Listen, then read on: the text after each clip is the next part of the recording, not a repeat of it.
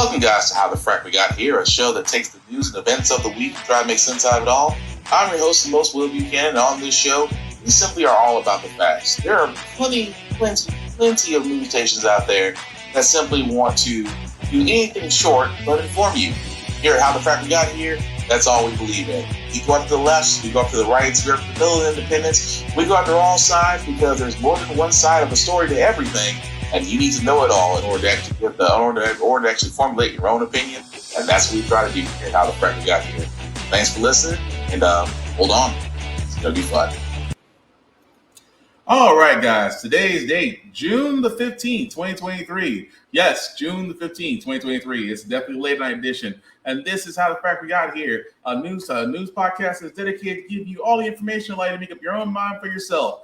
I'm your host, most Will Buchanan, and of course, as we are a news podcast, guys, we do try to give you the best news from the most reputable sources, as well as watching our language, but sometimes words do fly. But at the same time, there may be things that might be shown that might be too intense for younger viewers, so viewer discretion is advised. Aside from that, welcome. So, probably by the time you're watching this, it's probably going to be a little bit earlier in the day, as it is a little bit of a late night edition throughout the week.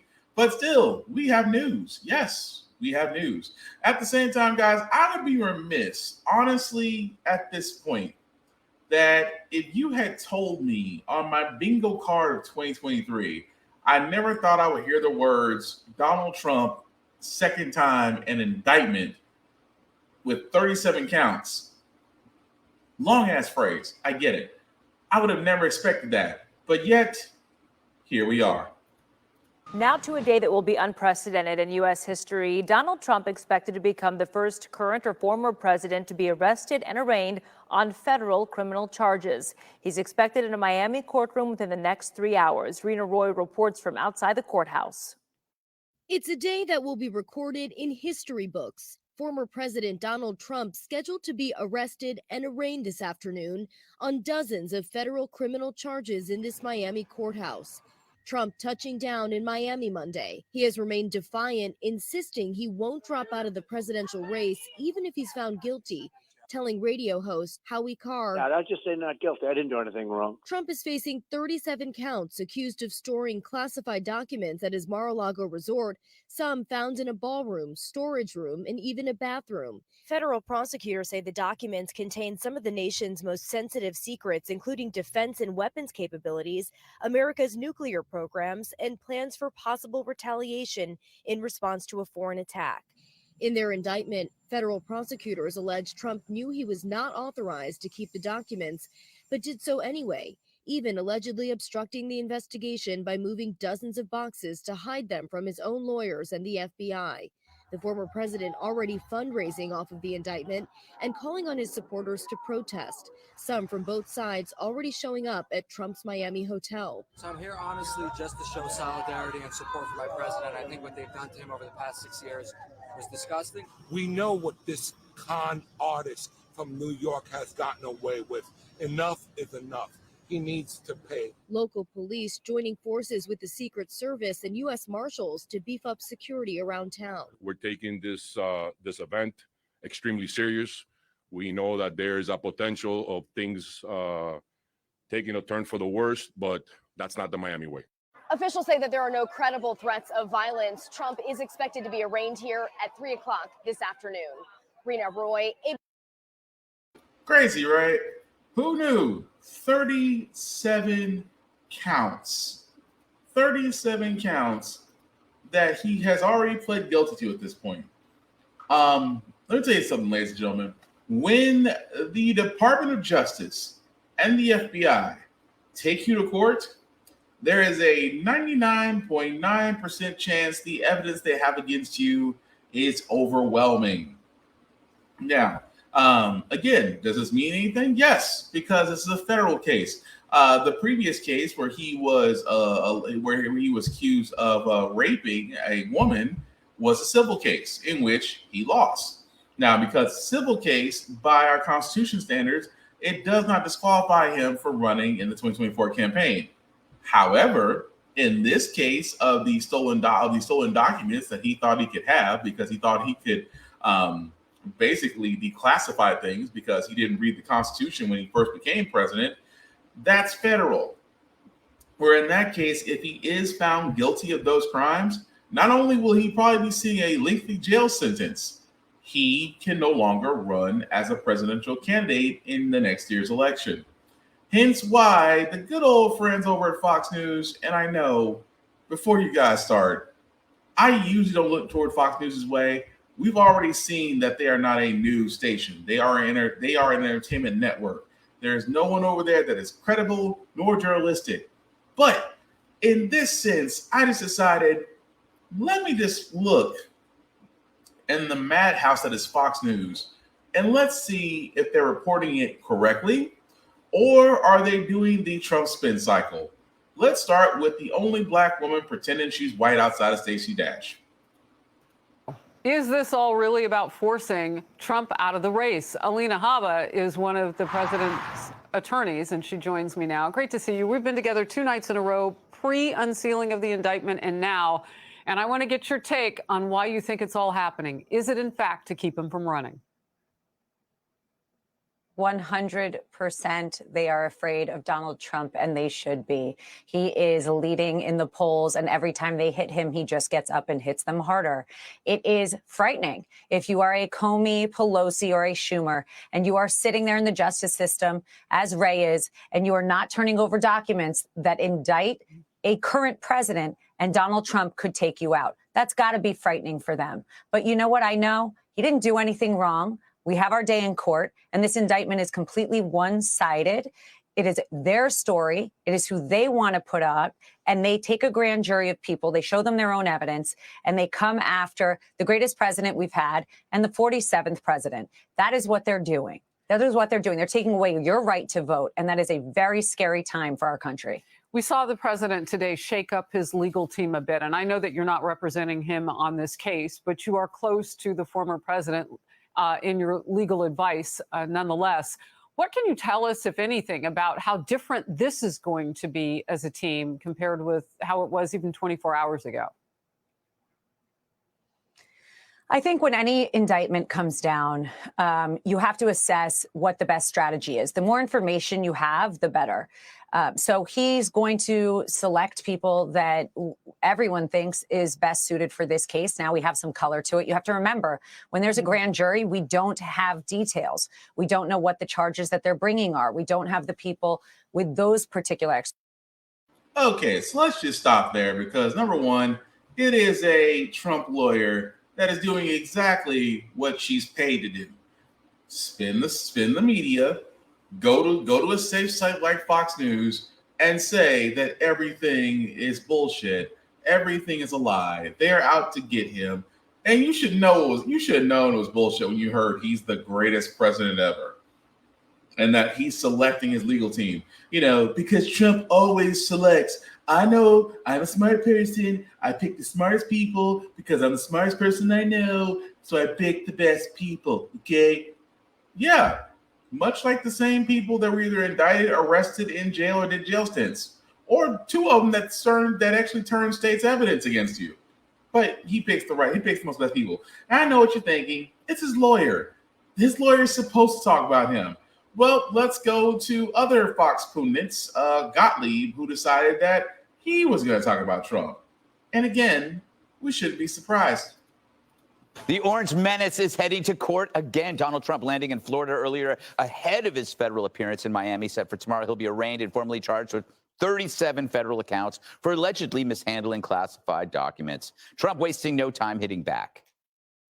In the end, they're not coming after me. They're coming after you, and I'm just standing in their way. Here I am. I'm standing in their way, and I always will be.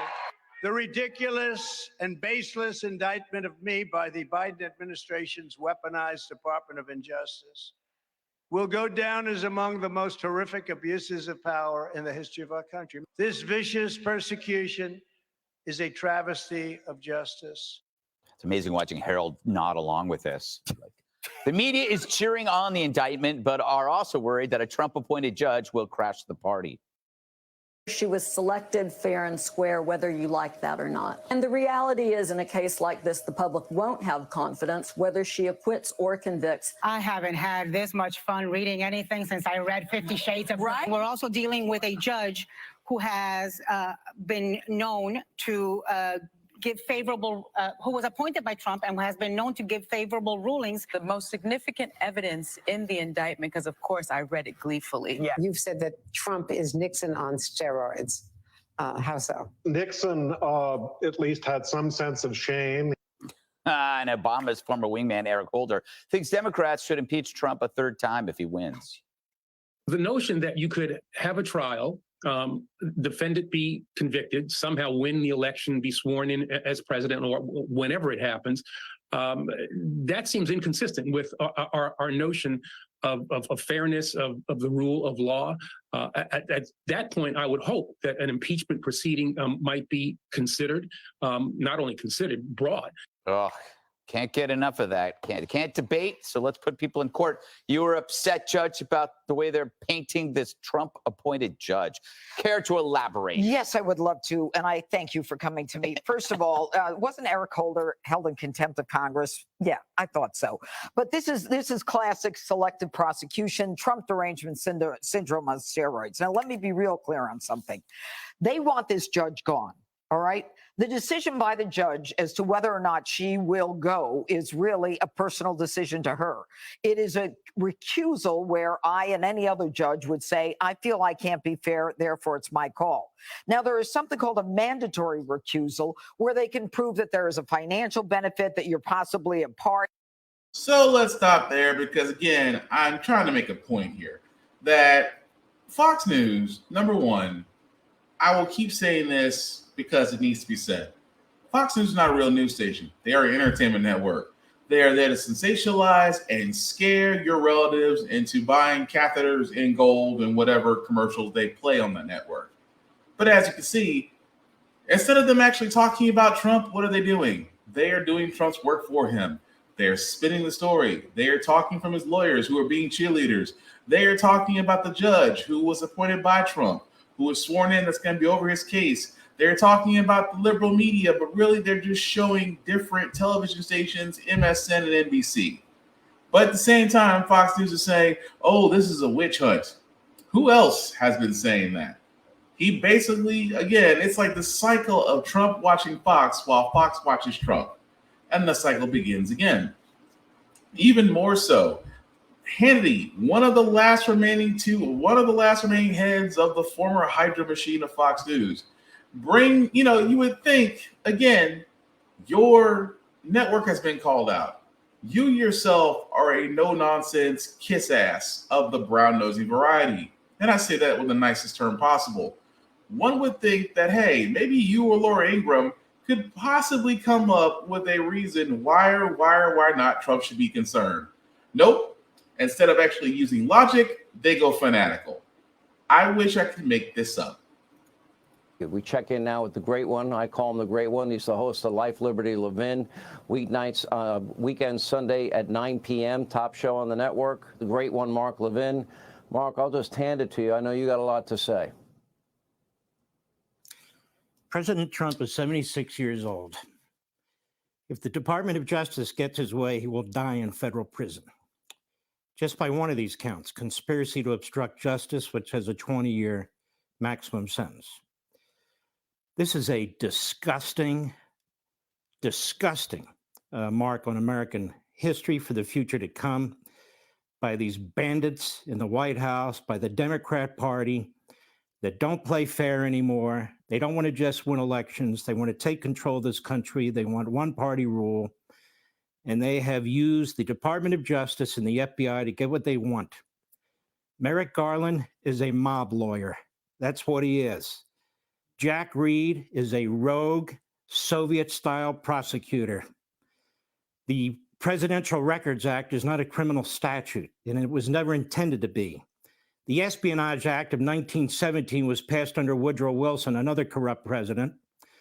Woodrow Wilson used it to go after his adversaries, and they imprisoned 2,000 people.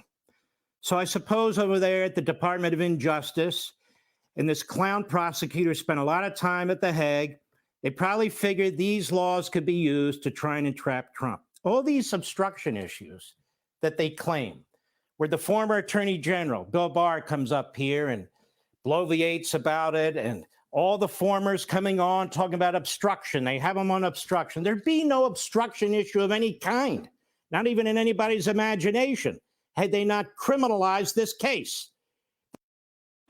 Told you. There's always a fanatic. Of course, that's Mark Levin. Again, that should tell you everything you want to know. Okay, so thank you for sticking with me through the muck that is Fox News. But it's amazing that, you know what they don't say? They don't talk about the charges. They don't talk about the documents that Trump held. They don't talk about the fact that Trump, knowing he shouldn't have had these documents moved knowingly and caught on his own security cameras where they moved said documents to different places in his Mar-a-Lago home. Fox News says none of that. Fox News talks about, again, this is the spin cycle that they use. They talk about the weaponized Department of Justice, you know, the same department that is used to hold certain people like former presidents accountable. The fact they talk about Merrick Garland, again, the Attorney General, which again, his position is he can go after everybody, the president included. But at the same time, through all of his craziness, he talks about the Espionage Act, which, by the way, was put in place to hold everyone in politics with access to secret or confidential information accountable, including former or current presidents. So again, we really should not be surprised by all this, ladies and gentlemen, that with Fox News, they are going to sit there and spin it any way they can because they are the safe space for GOPs and they're definitely the home team for President Trump, who has already pled guilty earlier this week to 37 counts of holding classified intel that he himself is not supposed to have. But what about Biden? What about Mike Pence? They were caught with classified information. There's a big difference. When they found out about it, they gave it up. Trump refused to give it up. That's why I kept saying the whole entire time during my podcast the last couple of years, look at how close, I said I called Trump a compromised president because, number one, with the Saudi Arabia family, he's compromised. I said he was compromised. I said he was compromised with the Chinese. I said he was compromised with North Korea because he looked at Kim Jong-il and Vladimir Putin as blueprints because he loved the romanticized idea of being a dictator, of having power, of doing whatever he wants with zero accountability and zero consequence. Basically, he's every white man's dream. He's every white man's wet dream, really, to do whatever he wants without consequence, which we all know that doesn't work for everybody. But in our case, we shouldn't be surprised about Trump. But here's also what is surprising. And I keep saying this all the time. The most dangerous thing in the United States is not just your rice cake warrior Caucasian. It's the fact that when you have a cult-like status among a large number of people that can easily be fleeced, because if you don't think that Trump is taking this opportunity now to raise more money, you're full of it. Our latest ABC News and Ipsos poll shows 47% of Americans believe the charges are politically motivated. That's compared to 37% who don't and 16% who said they don't know. ABC News politics reporter Brittany Shepard joins me now for more. Brittany, what does this case mean for Trump's chances of winning the Republican nomination? Well, maybe surprisingly, Diane, it's actually helping him quite a bit. In that same ABC News Ipsos poll, Trump's favorability is the highest it's been in quite a long time. Compared to where he was during that first New York indictment around April time, his favorability were around 25. Not great, but now it's up 5 points at 31. And when we talk to Trump's legal team, we talk to his campaign team, it's very clear that he loves it. He's almost like Tinkerbell. The more that people are looking at him and talking about him, and the more that he's the top of the political conversation, the more he glows large and the more popular he is, not only with his 33% of ardent supporters, but with the Republican primary base in general. You know, After his initial indictment in April, Donald Trump's campaign raised $15 million in 2 weeks. That's as much as his entire campaign raised in his first quarter. I think they raised around $18 million. Now, Diane, you can only imagine just how much money Trump is going to be raising in these next 2 weeks. Is it 15? Is it 18? Is it 20? His war chest has always been very, very big, but now it might be instrumentably large, and he's going to have such a wide net that his other challengers are going to have to throw everything they can at him to get him off this popular block. Now, at least 2 of Trump's rival Republican candidates have promised to pardon him if they win the presidency. Is it surprising to hear that, or is it surprising to hear that more of them aren't using this against him? Well, certainly so. It's been really interesting to see how his competitors are breaking up, I think, kind of into 3 buckets. This first bucket being just outright condemnation. That's the smallest bucket. There you'll find former Arkansas Governor Asa Hutchinson and former New Jersey Governor Chris Christie, who calls Trump a loser, probably one of Trump's least favorite insults. And Asa Hutchinson saying this is deplorable, this kind of action is not suited for a future president of the United States, and calling for him to drop out of the race like he did during that first indictment. But we're not hearing a ton of that from other Republicans. Most Republicans fall into this kind of amorphous, vaguer second bucket, which is, I've read the indictment, I don't love it. Mike Pence is saying things like that. But there might be a 2-tier justice system here where folks are much harder on Trump than they would be on Hillary Clinton or Joe Biden. And maybe if they were president, they might perhaps pardon him. And then there's this third bucket where Ron DeSantis finds himself. Ron DeSantis, who's running now 30 points behind Trump, where during that first indictment, he only ran 20 points behind Trump, saying this is totally political throughout the whole thing. Donald Trump deserves to be exonerated on these charges. So what are you watching for as Trump campaigns with these legal battles ongoing? 2 things. One, will this kind of momentum track? Right now, you're seeing how much money he's raising, just how popular he is. Will 2 more indictments, one out of Georgia and one during January 6th, only create more and more momentum, more and more money for him? And 2, if you're a challenger, just how do you break through? Donald Trump is taking all of the political oxygen off of the campaign trail. Right now, if you're in Iowa, New Hampshire, you're making a speech on abortion or on crime, no one is paying attention to you. And that's very frustrating for many of these campaigns as they talk to us and other reporters. And I'm going to be curious to see just how those campaigns attempt to break through in the next year. All right, ABC News Political Report. And now I'll just tell you everything you want to know. That even at a time where Trump should be highly concerned, should not only be highly concerned, but should be scared that he'll probably never see the light of day again. He's out there raising campaign money. He's out there still fleecing his people. At the same time, he's making the GOP presidential run very, very difficult. But this is what I say about cults. That people who do believe, these are the same people who do believe that, number 1, Trump is innocent. Number 2, Trump is the chosen one. Number 3, Trump can do no wrong, because they feel like their lives are better, but in reality, because they were looking at reality, they take their heads out of the sand and realize, oh shit, it was actually a lot worse under him. But that's the cult. Even more so, that you have two candidates saying, hey, if I could become president, I am going to exonerate him. And keep in mind, a while back where we talked with the lawyer said, well, Trump predicted this. What did he predict? Oh, they're going to come after me. They're going to screw the election. No, the election wasn't screwed as much as he tried to chirp about it. It was actually one of the safest elections on record. You lost. I mean, we had to do the same thing when you beat Hillary Clinton, but you didn't beat Hillary Clinton just because of the fact you were the better candidate. You really beat Hillary Clinton because a lot of people looked at her and looked at him and looked at you and looked at her and said, I'd rather not do anything. But more idiots voted than common sense folks. Now, what are we getting to here? That if Trump is indicted, if Trump is found guilty, then yes, he's out of the running, which will make the GOP candidates feel a lot better about themselves. But what does that say right there? You cannot beat a failed con man, reality star, sexual predator because he was found guilty of raping someone. What does that say that you can't beat him on the current issues that are affecting Americans? That kind of says a lot right there. But again, we will follow that story as it progresses.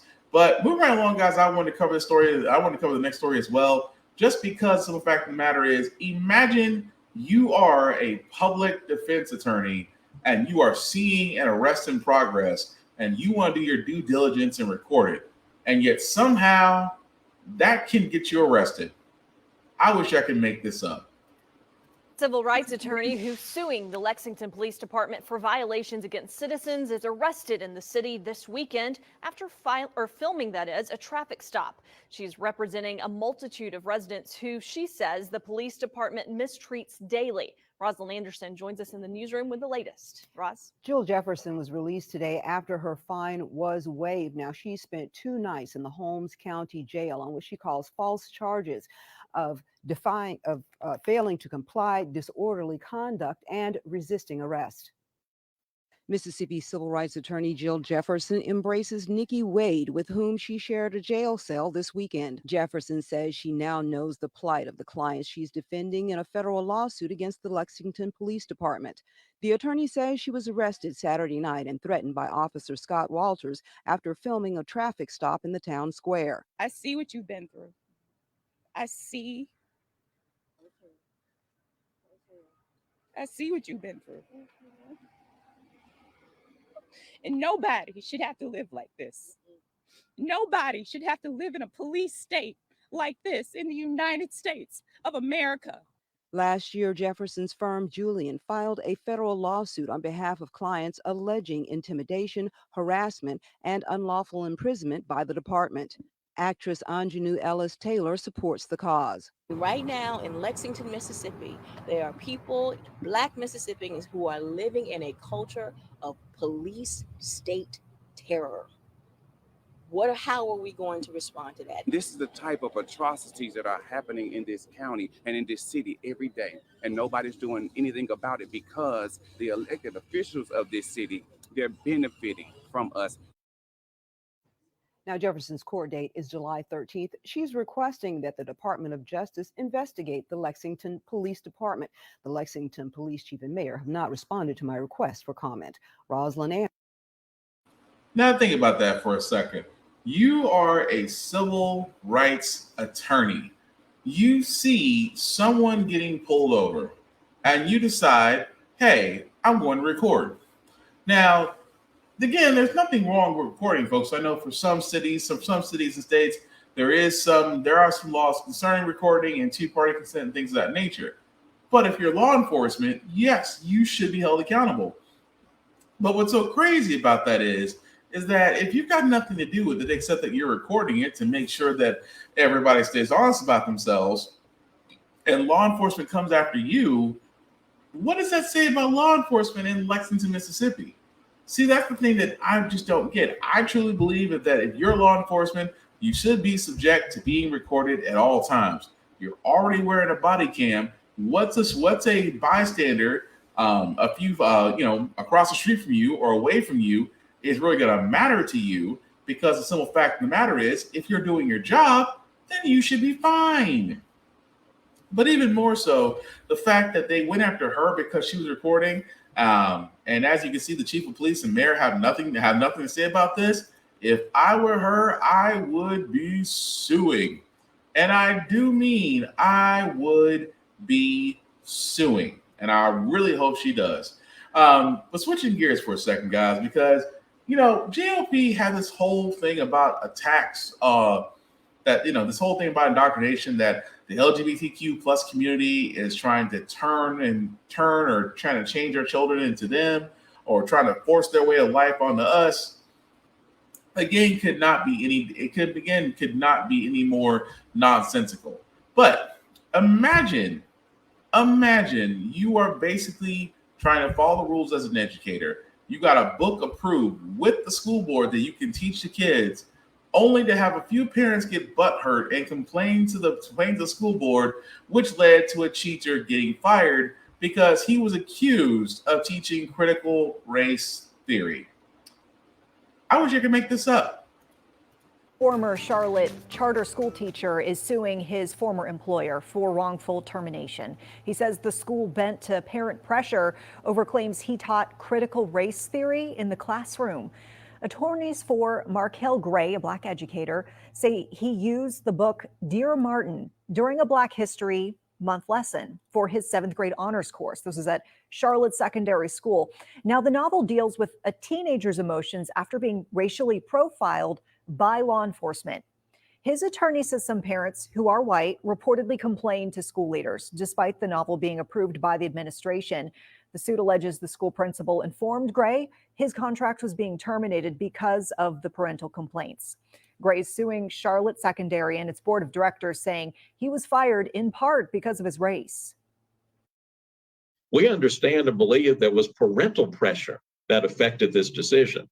But we believe that this political pressure and this parental pressure was also accompanied by old-fashioned race discrimination. Gray is seeking damages for lost wages, emotional distress, and attorney's fees. The lawsuit is still pending in federal court. We have reached out to CMS for comment. So far, the district has not responded. And we don't expect them to. Think about that for a second. Now, keep in mind, teachers have it already hard. I mean, forget the fact you're not getting paid when you should be getting paid. Forget the fact that, you're probably working in overcrowded school. Forget the fact that you have to worry about somebody who is unstable but has access to firearms who may show up at a school that you're working with and cause unbodily harm to how many people they can get a hold of. It's the fact of the matter is that that individual decided to make sure that he got a book that was approved by the school board to teach the kids.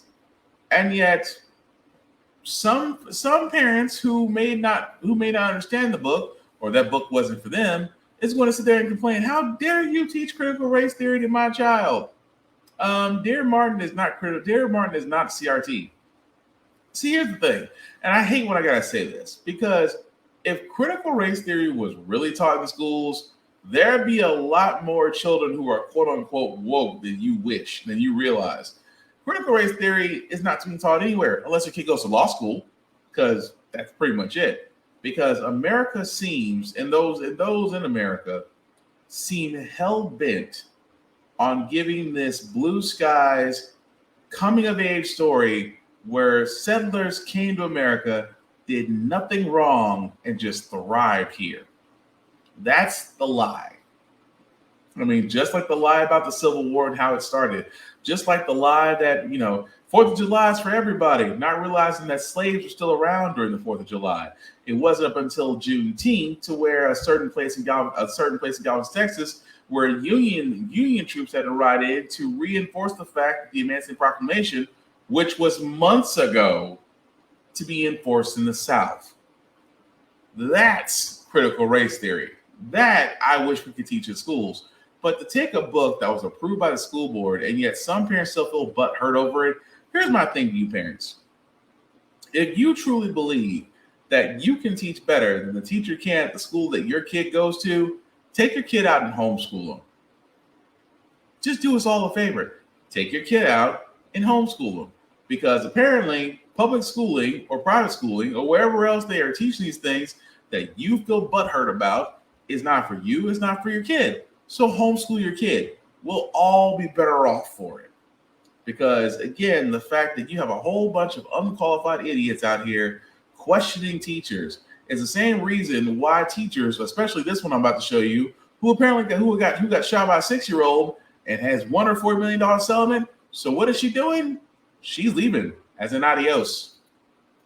The teacher who was shot by a 6-year-old in her classroom will not be returning to the school district. Abigail Zwerner was shot in Newport News, Virginia, back in January. She is suing the district for $40 million, but there's a dispute over whether she resigned or if she was fired. NBC News reporter Gary Grumbach joins us now from Washington. What do we know about the circumstances of her leaving the school district? Yeah, this has really turned into a bit of a back and forth between the district and that 26-year-old teacher's attorney. Our affiliate Wavy down in Newport News obtained an email exchange between the district and Zwerner from earlier this spring, saying that Newport News School District processed a separation of employment effective close of business on Monday, June 12th. The email outlined the items that Zwerner was to turn in, things like where to address questions regarding leave balances, paychecks, retirement plans, insurance benefits, and it invited her to complete an exit questionnaire. Her attorney, Jeffrey Bright, says he and his client view that exit letter as a firing. But the school district, however, says Zwerner was sent an email asking whether she intends to return or resign at the end of the school year, and that she responded, "I wish to resign, thank you." A week later, Zwerner received that exit letter. I don't think you can read this any other way other than you've been fired. And that's what she thinks. She doesn't understand it. There's no other communication. The only thing I can think of is they were trying to put pressure on her because we filed suit. And it's outrageous. It really is as outrageous as I've ever seen. That suit Bright mentioned there is a $40 million lawsuit Zwerner filed against the Newport News School Board and other Rich Neck school administrators, claiming those administrators ignored warnings from staff and students who believed the boy had a gun and posed an imminent threat on the day of the shooting. The school district says her injuries fall under Virginia's Workplace Compensation Act and cannot be addressed with that $40 million lawsuit. And Gary, how's the school district responding then to the attorney's claims, especially amid all this news surrounding the incident this week? Well, the district is viewing the email where she said she wishes to resign as final word. In a statement, they say in part that they, quote, "Every employee who is separating from the school division receives a similar communication." And separately, Deja Taylor, the mother of the 6-year-old who shot Zwerner, pled guilty this week to using marijuana while possessing a firearm. And Taylor is also charged with having lied about her marijuana use on a form when she bought the firearm, which her son is alleged to have used to shoot Zwerner. Somos Chavala y no nos parecemos a otros. Ooh, didn't catch fast enough. So, I don't blame her. Not at all. Think about that. A 6-year-old who got a gun from their mother who was high and shot their teacher with it. And the same teacher who thankfully survived and has recovered. Hey, you come back to school yet? You come back to the school next year? Hell no. Just for another 6-year-old to take a crack at me? No. But this is what happened with teachers. We covered this on a previous podcast. Educators are dropping out by the hundreds. See, law enforcement, armed forces, and educators, along with nurses and other areas that specialize in having a lot of enlistments or signups, are all experiencing droughts. Are we surprised by this? Absolutely not. I don't blame that teacher. You got shot in the chest. I wouldn't want to come back either. No shade at her at all. But again, it just goes to show you that we do need to start treating educators the same way we treat our national defense bill. Up the stakes every year and ask for zero accountability and error and auditing. But shouldn't be surprised. But going back to books, because in this day and age, some books are being banned or some funding trying to be banned because people don't want their children to read certain things. But Illinois law, I have to give it a very progressive mark on this.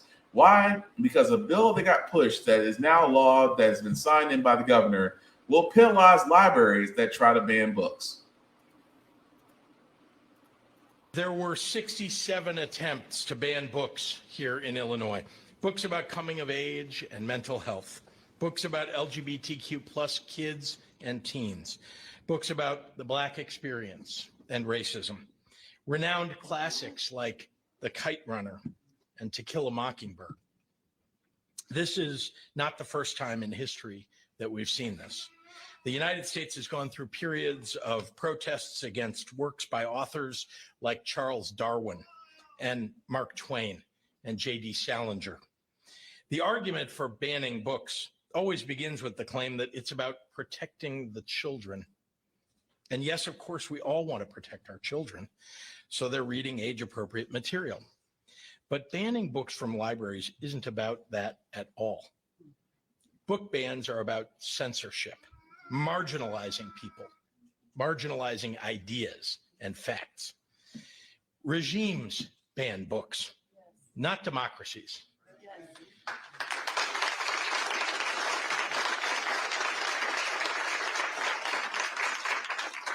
Nazi Germany, fascist Italy, the Taliban's Afghanistan. We refuse to let a vitriolic strain of white nationalism coursing through our country determine whose histories are told, not in Illinois. This is the land of Lincoln the home state of the first Black president. Illinois was the first state in the nation to ratify the 13th Amendment, abolishing slavery. We were the first state in the nation to ratify the 19th Amendment, guaranteeing women the right to vote. And in a few moments, Illinois will become the first state in the nation to officially ban book bans once and for all. Now think about that for a second. That's actually the smartest thing that really any state could have done and been progressive about it. Because there are some places where they are trying to ban books. And I have to give it to Illinois. I have to give it to the governor. I have to give it to the body there. They're saying for any public library that tries to ban books, you will face charges. I am all for that. And again, kids, if you're watching this podcast, read the banned books. There's just something about them. Stephen King said it best. There's something about banned books they don't want you to read because they don't want you to think. And just like George Carlin once said, you know, if we only had more critical thinking individuals and not worker bees, we would be better off. And I mean that wholeheartedly because, again, they are trying to, and I say by the GOP, they are trying to break down education so bad that they can privatize it. And I'm just being honest, and that's just being honest. At this rate, it's only a matter of time. But moving right along, guys, did want to cover the story as well. Because again, Jordan Neely, we covered his story a few weeks back. The man that was choked out by an assailant on a subway train. And I kept saying the whole entire time, how in the world was this man allowed to go home when he just killed a man? Well, that same killer is now indicted. In New York, a grand jury has indicted Daniel Pennies, the former Marine who placed a homeless man in a fatal chokehold on a subway car. Emily Aketa is following this. Emily, what more do we know? Lester, we learned late today a grand jury indicted Daniel Penny on second-degree manslaughter, according to two sources familiar with the matter. The 24-year-old Marine veteran was seen on camera in early May putting Jordan Neely in a deadly chokehold on a New York City subway. Witnesses say Neely, who was homeless and suffering from mental illness, had been making threats and harassing passengers on the train before the altercation, according to the assistant district attorney. Penny wasn't arrested for Neely's death until about 2 weeks after the incident, that delay sparking protests in New York City. He recently defended himself in video statements, saying he was just trying to restrain him. If convicted of second-degree manslaughter, Penny could face 15 years behind bars. Tonight, his legal team says they're confident jurors will find Penny's actions on the train were justified. The Manhattan DA. So, yeah, the thing about that is, though, what's there to be justified about? Because we saw the video. The man sat there and said, I don't care if I go to jail. I'm hungry. I'm going to do this. But again, did he physically attack anybody? Did he, did it seem like he was a little bit over the edge? Things of that nature. Now, that man right there, the former Marine, said in an interview, oh, well, I fear for my life. I fear for the life of the passengers on this train. So I had to do something. You could have subdued him. You didn't have to chokehold him. See, that's the thing about it is from law enforcement to certain Marines or armed forces, they always go to the chokehold. And again, as a student of wrestling, the chokehold is one of the moves that as soon as a person blacks out, you need to let go, or their head or their fading, let go. What the chokehold does, for all those that don't know, you have an artery that literally goes from the heart to the chest to your brain. Now, the chokehold cuts off that blood flow, that artery, and its blood flow to your brain, which means that your brain is getting oxygen deprived, which after a while, if the brain isn't getting the oxygen, you pass out. It continues, well, you're not here around for Christmas. That's what happened with Soulja Boy. He put on a chokehold so long that, again, Jordan was not going to be revived. So I don't feel bad that he's getting second-degree manslaughter. He needs to get the maximum. If I was a prosecutor, that's what I would be going for. But again, as that case is going up, we're going to follow that too. But speaking of cases, especially in the case of the 11-year-old that got shot, when he called the police, fearing that his mom was in danger from their ex-boyfriend, well, the cop in the case has just now been suspended without pay. I know. Officer shot and wounded an 11-year-old boy in his own home. The officer has now been suspended without pay. We're hearing from him for the first time. DeMarco Morgan has the story. This morning, the Mississippi officer who shot and injured 11-year-old Adarian Murray after the boy called to 911 for help is speaking out for the first time through his attorney. Indianola Police Sergeant Greg Capers now suspended without pay, pending the outcome of the state's investigation. Certainly, he wishes none of this happened. None of it happened maliciously, none of it happened intentionally, and none of it happened recklessly. It was a pure accident.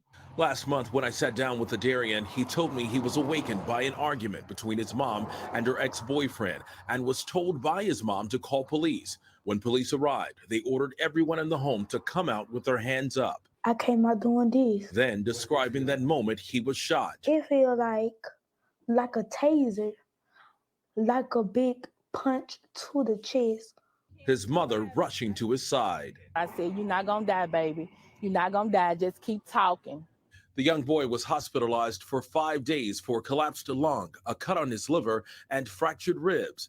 Murray's attorney, Carlos Moore, responding to Officer Capers' suspension in a statement this morning saying, "It was always my belief that it was reckless, and the statute clearly states if it's intentional or reckless, it's aggravated assault." The Mississippi Bureau of Investigation is investigating the case and will hand over the results to the Mississippi State's Attorney General. Now, the boy's family is currently suing both the officer and the police department, and the officer saying through his attorney that he is sorry for what happened, but he's ready to clear his name. Ready to clear his name? You shot an 11-year-old. There's no clearing out your name, sir. You shot an 11-year-old. You might as well go ahead and be ready to take the L on that note, because what excuse is there? The 11-year-old, fearing for the parent, fearing for his mom, who was arguing with an ex-boyfriend, called the police. Everybody comes out with their hands up, and this one shaky-ass cop decides to shoot the one person who called 911 in the first place and expects his name to be cleared.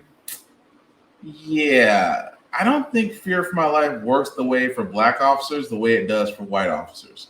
Because again, this is why I say the thin blue line and Blue Lives Matter is all lives matter and blue line and Blue Lives Matter. That's why I say that's bullshit. Because I have yet to see one of them stick up for the cop.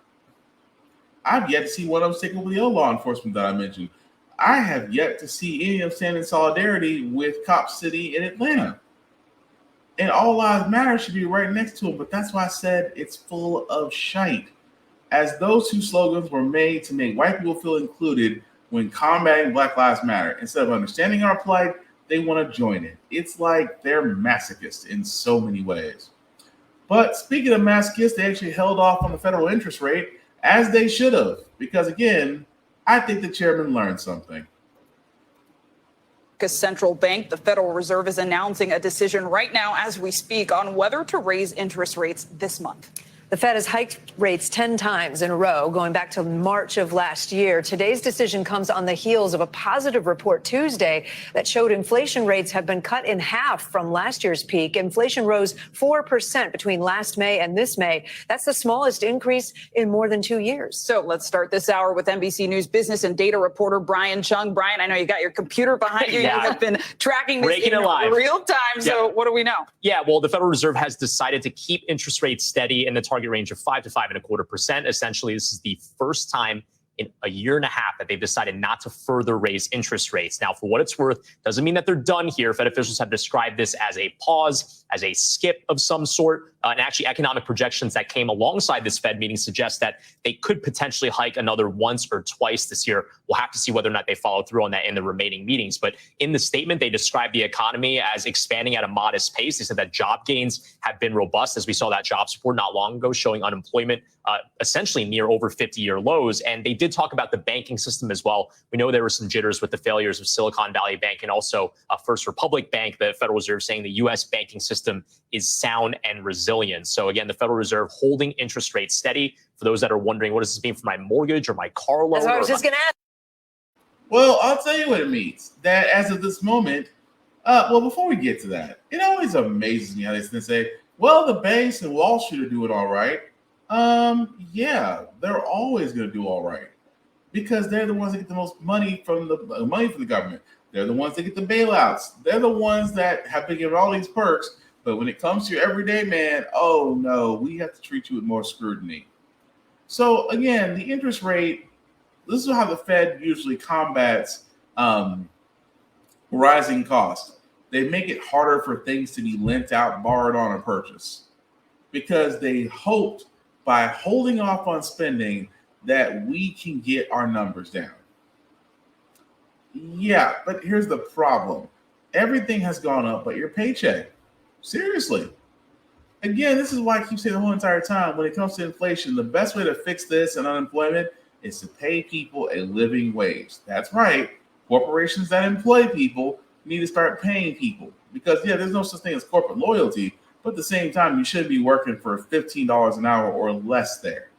You are worth more than that and are better than that. But with that being said, I do want to move on to our next couple stories before we get to our feel good segment. This one is a head scratcher because we just got through talking about employment rates and job availability, and how I kept saying the entire time, it's not the fact that nobody wants to work, it's the fact that we should be working for a livable wage and not trying to hustle 1, 2, or 3 jobs in order to make the ends meet. Well, there was a certain charger at the IMAX theater I'm about to show where it's not really that, but it's the fact that the way the GOP is combating the nobody wants to work BS, they're looking toward the next generation of kids. Yes, I said kids. And the reason why I said kids is because there's certain laws they're trying to put in place that make it easier for teenagers to work just as hard and long as adults. The movie theater outside Des Moines is ramping up for a big summer, but finding workers has been a struggle. We used to have stacks of applications. Now we might have 2 or 3. That's why the theater's manager says he and others like him in the service industry fought to change the state's child labor law, making it easier to hire teenagers under 16. A lot of the part of the Iowa Code that dealt with child labor was written as far back as 1906. State Rep Dave Dio helped to get a new law passed. I think this is really more about giving students the opportunity, if they want to, if they could work a few more hours for 1 or 2 evenings. Iowa's new child labor law allows kids under 16 to work more hours in a single day and as late as 9 p.m. during the school year, up to 28 hours a week. Do you have any concerns that some kids may work too much and not pay attention to their education? We didn't increase the number of hours per week. We've left that the same. But it does mean that a 14-year-old could work from 4 until 9 every day after school. What I'm concerned about are children whose families are facing economic desperation. Jen Schur is a labor activist who says kids under pressure to make money for their family could drop out of school. It puts them in a high-risk category for their grade suffering, high-risk category for not completing high school. And critics also say the bill relaxes the rules around where kids can work, including allowing light assembly jobs.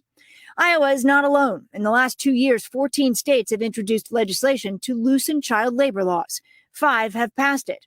All of this coming as the federal government says there has been a 69% increase in child labor violations. Those are the situations in which we're seeing teens often recruited and then hired into highly exploitative work that involves excessive hours, illegal exposure to either hazards or chemicals. Do you worry that by expanding child labor and changing the law here, it sets a tone that could potentially open the door for companies and industries to take advantage of kids? If they're breaking the law, they're breaking the law. This doesn't open it up to allow for, for those type of things. The new law, he says, is written for kids like Asher Hughes. What are you saving up for?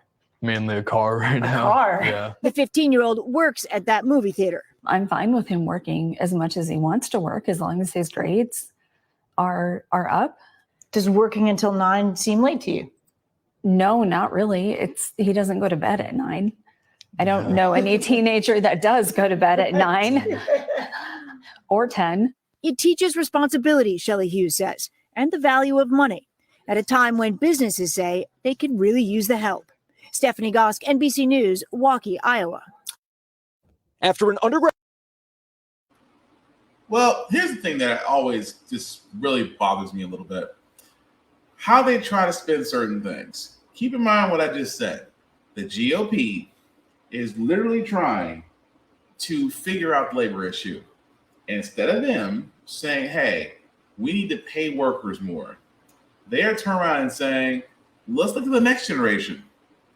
Look at these kids who work less than 16 or so hours after school every week. Let's slightly increase it to where they can work. You pretty much just told businesses, hey, it is okay to let minors work longer.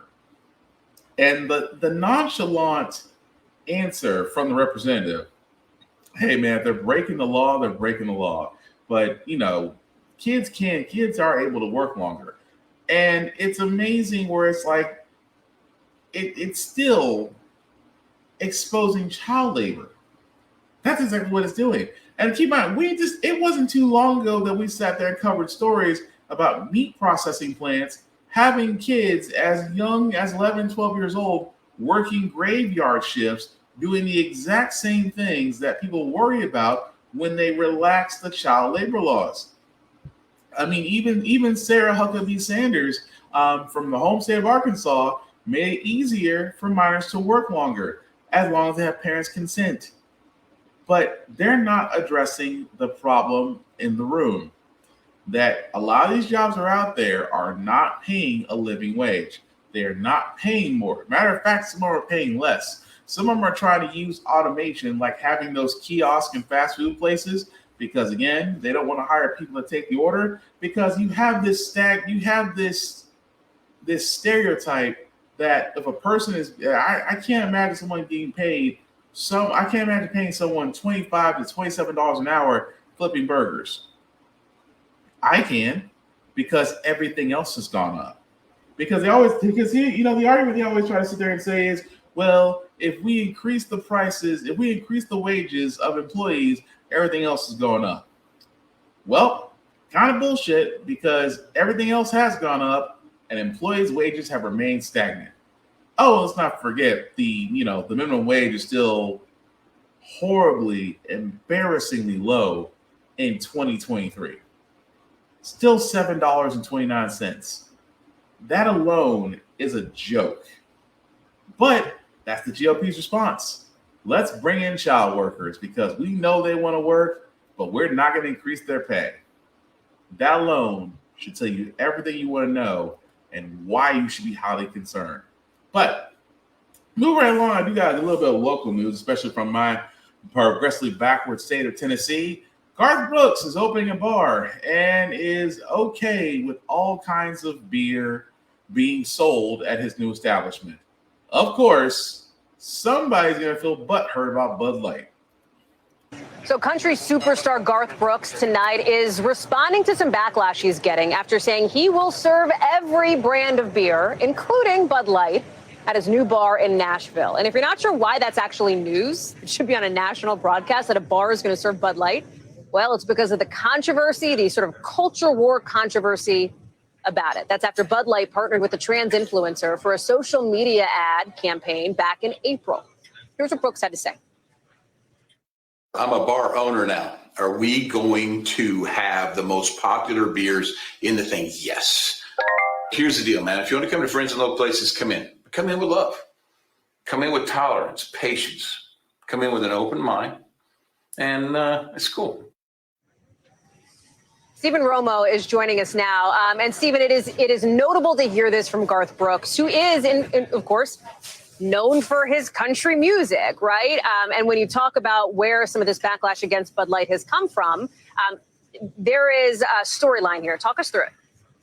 Yeah, Hallie, the backlash that Garth Brooks is seeing right now has been pretty harsh online. I actually just looked at his social media pages right before you came to me, and the backlash has gotten even more intense. People saying that they're just done with him, people saying that they may even burn the merchandise they do have from him, certainly saying they're not going to buy anymore. One person even posting a picture of what appeared to be vomit on Garth Brooks' Facebook page. So some disturbing stuff, but not all that surprising. You mentioned the trans influencer, Dylan Mulvaney, who sort of started this whole Bud Light backlash from Pride, who has faced even more than what Garth Brooks is facing right now from this. We've also seen backlash against Target, even Cracker Barrel now facing backlash online from people who are upset for multiple reasons about the situation for Pride Month, which, by the way, is nothing new, Howie.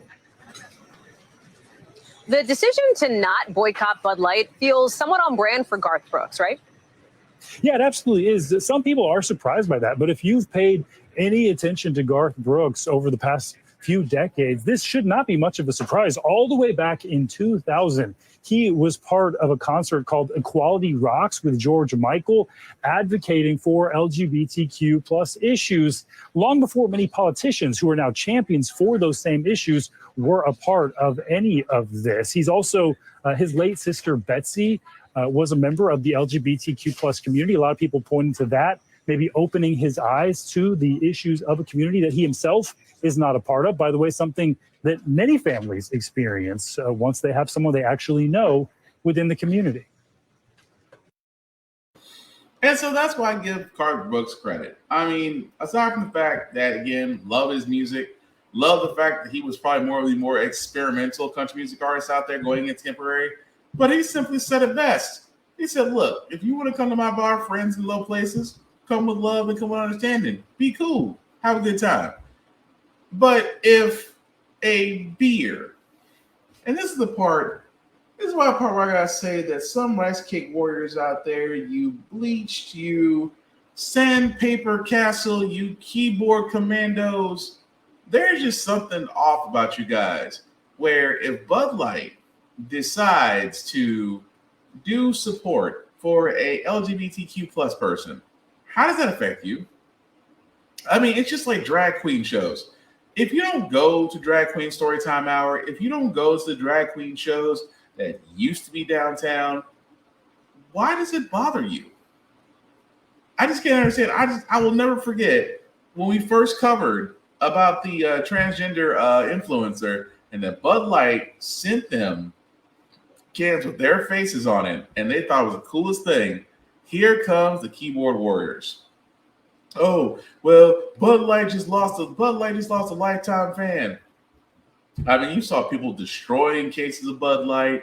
Kid Rock was shooting, trying to prove his hardcore country American image. Why? It's just as bad as when Colin Kaepernick was made to be the spokesperson for Nike, and you saw people taking their jerseys, taking their Nike shoes, and burning them. I'm like, it really doesn't serve the purpose because you already paid the money. And at the same time, it's a business owner expressing his right to basically have all beers here. And if you know, and to really think about that for a second, that's how twisted some people are. That the idea that something or if a company supports LGBTQ plus, when they think of something as ultra manly, they get bent for no reason. That's what makes me think a lot of them out there are really closet people that are just afraid to come out. I truly believe that, because why else would you be mad about something that has nothing to do with you? That's my question. Why would you? I mean, they even talked about Cracker Barrel, which, by the way, was the next story. Cracker Barrel decided that it wanted to support Pride Month with a Twitter post.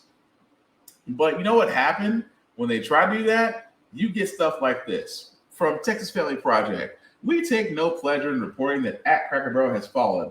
A once family-friendly establishment has caved to the mob.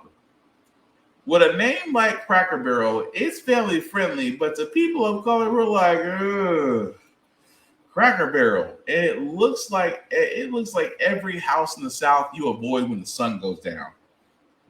But yes, Cracker Barrel just try to do it good. They try to do a great thing. We try to, even though they waited till Pride Month to finally say something, but better late than never.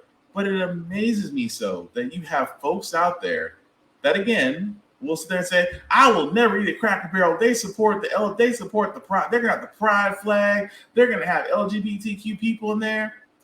Here's a news flash for you idiots. Businesses run on currency, okay? And to expect a business to take a moral standard sometimes is laughable. And I do mean laughable. So what Garth Brooks decides that he wants to have every beer at his bar. Every beer, I guarantee, especially in Nashville, at every bar is still being carried. I guarantee you can walk into the Wild Horse, you can walk into Toots, you can walk into to Nudes Honky Tonk. You can even walk into the fancy Blake Shelton Red Dog and Jason Aldean's kitchen top rooftop bar and stuff like that. I bet you money Bud Light is still being poured by the freaking gallon at those places by the very same people that say they wouldn't drink it. The point I'm making out of all this is just that for Pride Month, let it be. If it's got nothing to do with you, it's got nothing to do with you.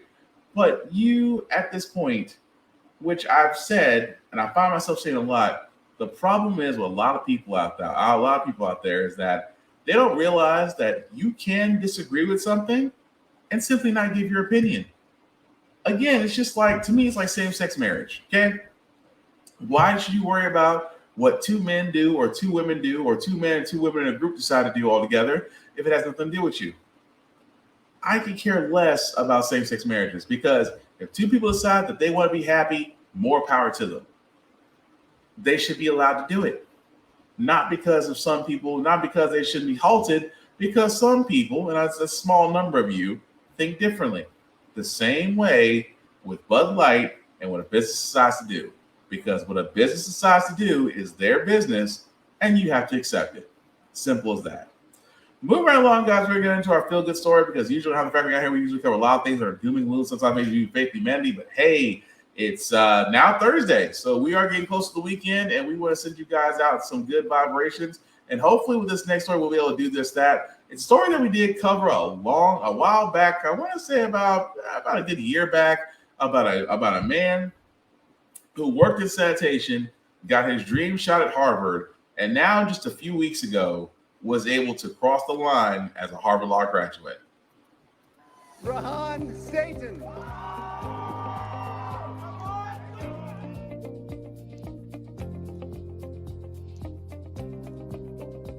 Like, if I can just get to the place that has the resources, I can take care of the health issues. I can take care of the foreclosure. I can take care of my father being in positions in which he has to compromise his health. And I said, let's get into Harvard Law School. And then less than a year later, it worked.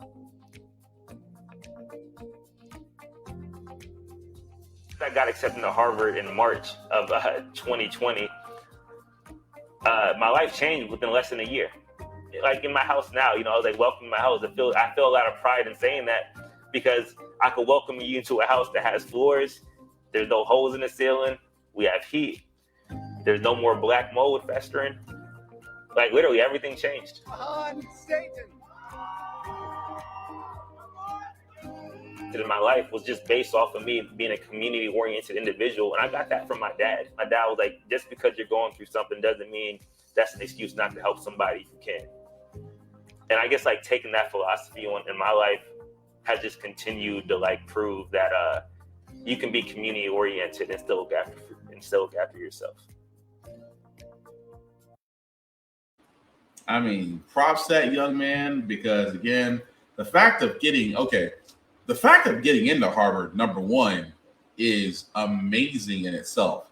But number two, to graduate, not a lot of people can say that. So I just want to give that man his props. I really, truly do. But with that being said, guys, that's going to do it for this podcast. Again, I do want to thank everybody that watched as we went live, that liked and shared. All of that is appreciated. I can never thank you enough. But some shameless plugging I do want to get out of the way, guys, before we wrap this up. I do want to shout out my buddy Vaughn at BigVZA. You can definitely check him out at BigVZA on all social media. Check out his YouTube channel, was playing in free music. And if music you're interested in purchasing, definitely check him out there. Also, for me, guys, you can find me BlackBox447 on mostly all socials. I usually do reviews and everything that I read, that I watch, that I play, and gym stuff because I'm trying to get myself back into shape. At the same time, guys, the link that you see at the bottom, maybe make that just a wee bit bigger for you to see. If you copy and paste that link into your browser, taking my link tree that has the YouTube and Facebook groups for all of my podcasts, How the Frack We Got Here, Get Bit, and of course, the Ultimate Podcast. Also, there are audio versions of this podcast as well as the other shows that can be found wherever podcasts can be listened to. Yes, Google, yes, Apple, Spotify, hopefully iHeart. We're trying to get there. And any other places where definitely you get your podcast from. Definitely check us out. Really, guys, at the same time, as I said before, we need to be more about sharing, promoting others. Again, there are people around you that are trying to be their own boss, hang their own door, promote their business, things of that nature. All I'm saying is support your friends the same way you support Beyonce, which means help them out. It literally takes zero energy to do that, but it takes 100% energy to be know and be salty. So at the end of the day, simply put, don't be a dick. That being said, guys, the last thing I'll say about how the Frack we got here, it's all about staying informed. We are not trying to reinvent the wheel. We are simply giving you all the information allow you to make up your own mind, but we do provide a very logical perspective that goes along with it. We do a lot better as a society once we're informed. We're progressive. We move forward. We try to right the wrongs of our past by making decisions now that we should have done back then, like electing our first Black woman to the Supreme Court, electing our first Black woman to the Federal Board of Governors, electing our first Black woman to be the first National Cyber Security Director, and of course, bringing another 4-star military general and giving him his flowers. All great things. When we don't learn from history, that's when we are doomed to repeat it. That's when we keep asking ourselves, why does everything go up at our paycheck? Why are we electing different politicians for still the same old Congress? But most importantly, how the Frack got here. Take care of yourselves, guys, and we will all get through this. And again, thanks for watching. Peace.